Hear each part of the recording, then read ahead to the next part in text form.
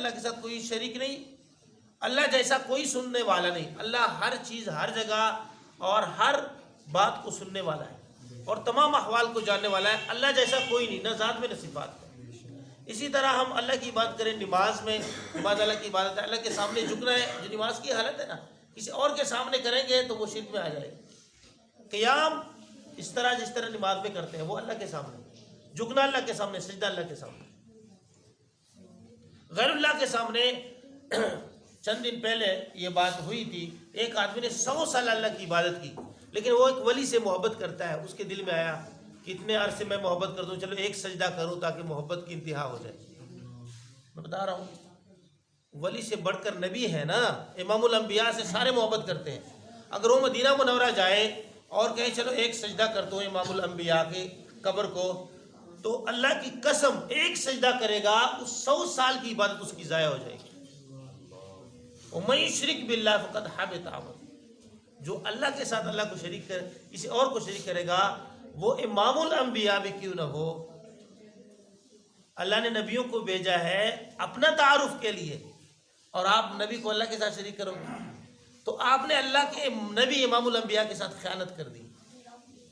کل قیامت کے دن آپ نے جن کو اللہ کے ساتھ شریک ٹھہرائے گا، وہ کہے گا انا کنا عن عبادتکم لغافلین، ہم تمہارے شرک سے غافل تھے، ہمیں علم نہیں تھا تم ہمیں اللہ کے ساتھ شریک ٹھہرا رہے ہو۔ اور جب اللہ تعالیٰ عیسیٰ علیہ السلام سے پوچھیں گے، عیسیٰ علیہ السلام سے اللہ تعالیٰ پوچھیں گے انت قلت للناس اتخذونی و امی الہین من دون اللہ، کہ آپ نے کہا اے عیسیٰ ابن مریم کہ مجھے اور میری والدہ کو اللہ کے علاوہ شریک ٹھہراؤ، تو عیسیٰ علیہ السلام کی انتہائی ہیبت کی حالت ہو جائے گی، خوف طاری ہو جائے گا، اور فرمایا یا اللہ ما کنت قلت، یا اللہ میں نے نہیں کہا ہے، جو میں نے کہا ہے وہ آپ کو یا اللہ معلوم ہے، میں نے ان کو یہی کہا ہے کہ تم اللہ کی عبادت کرو، اللہ کے علاوہ اللہ کے ساتھ کسی کو شریک نہ ٹھہراؤ۔ یاد رکھنا یہ بہت اہم باتیں ہیں۔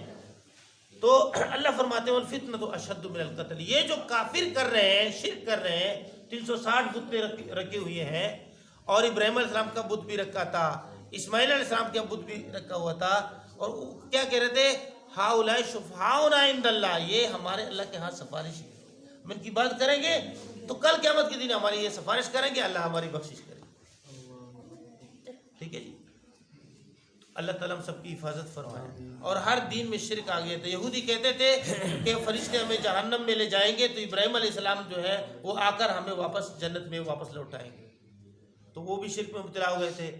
مشرکین مکہ تو کرتے شرک میں، اور عیسائی بھی جو ہے انہوں نے عیسیٰ علیہ السلام کو اللہ کے ساتھ شریک ٹھہرایا تھا، تو یہ ساری جو ہے انسانیت شرک میں مبتلا ہو چکی تھی۔ تو اللہ فرماتے ہیں کہ اگر یہ کافر تمہارے ساتھ لڑے تو تمہارا ان کے ساتھ لڑنا جائز ہے۔ مسلمان کافروں کو ماریں گے تو وہ جہاد ہے، وہ اللہ کا حکم ہے، وہ فتنہ نہیں ہے، وہ جہاد ہے، وہ اللہ کا حکم ہے۔ اگر مسلمان فریضہ جہاد کو ترک نہ کرتے تو آج مسلمان عزت والی زندگی گزارتے، کہ مسلمانوں نے آج بالعموم جو ہے جہاد کو ترک کیا، اس وجہ سے مسلمان ذلت کی جو ہے زندگی گزار رہے ہیں۔ جہاد کے ساتھ دین کا غلبہ ہے اور جو ہے مسلمانوں کا غلبہ ہے، اور اعلاء کلمۃ اللہ ہے۔ تو اللہ فرماتے ہیں وقاتلوا فی سبیل اللہ، اور تم قتال کرو اللہ کے راستے میں، جہاد کرو، الذین ان لوگوں سے لڑو، یقاتلونکم کافروں سے جو تمہیں قتل کرتے ہیں، ولا تعتدوا، اور جو ہے تجاوز زیادتی نہ کرو۔ تجاوز زیادتی سے کیا مراد ہے؟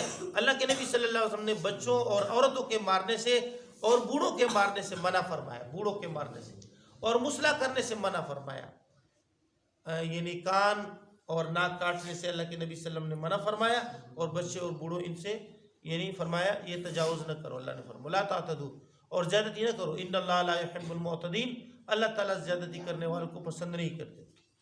وقتلوہم، اور ان کافروں کو قتل کرو، حیث ثقفتموہم، جہاں تمہیں ان میں پاؤ، واخرجوہم، اور تم ان کو نکالو مکہ مکرمہ سے، من حیث اخرجوہم، جہاں انہوں نے تمہیں نکالا ہے۔ اور یہی ہوا فتح مکہ کے وقت، نبی صلی اللہ علیہ وسلم جو مسلمان ہوئے وہ تو مکہ مکرمہ میں ٹھہر گئے، جو مسلمان نہیں ہوئے نبی صلی اللہ علیہ وسلم نے ان کو چند مہینے مہلت دی، فرمایا اس کے بعد تم یہاں نہیں ٹھہرو گے، مکہ مکرمہ خالی، اور مکہ مکرمہ خالی کروا دی مشرکین سے، اور پھر جزیرہ عرب عمر فاروق ان کے زمانے مکمل جو ہے یہود و نصارہ سے خالی ہو. وَأَخْرِجُوا مِنْ حَيْثُ أَخْرَجُوكُمْ وَالْفِتْنَةُ أَشَدُّ مِنَ الْقَتْلِ، اور فتنہ جو ہے شرک یہ زیادہ سخت ہے قتل سے. وَلَا تُقَاتِلُوا عِنْدَ الْمَسْجِدِ الْحَرَامِ، اور ان کو قتل نہ کرو مسجد حرام کے پاس. حَتَّى يُقَاتِلُوكُمْ فِيهِ، جب تک وہ تمہیں جو ہے تمہارے ساتھ لڑے اور تمہیں قتل کرے اس میں. فَإِنْ قَاتَلُوكُمْ، اگر وہ تمہارے ساتھ لڑے اور تمہیں قتل کرے، فَاقْتُلُوهُمْ، پھر تم بھی ان کو قتل کرو. كَذَلِكَ جَزَاءُ الْكَافِرِينَ، یہی بدلہ ہے کافروں کا. یہی کافروں کا بدلہ ہے کہ حرم میں بھی ان کو نجات نہیں ملے گی. فَإِنِ انْتَهَوْا فَإِنَّ اللَّهَ غَفُورٌ رَحِيمٌ، اگر وہ باز آ جائیں پھر تم بھی رک جاؤ. فَإِنَّ اللَّهَ غَفُورٌ رَحِيمٌ، بس اللہ تعالیٰ بخشنے والا مہربان ہے. تم بھی جو ہے رحمت والا معاملہ کرو اور تم بھی قتل و قتال سے رکو. ان کو موقع دو، ان کو مہلت دو. نبی صلی اللہ علیہ وسلم نے ان کو مہلت دی. باقی تفصیل انشاءاللہ پھر. امین. الحمدللہ.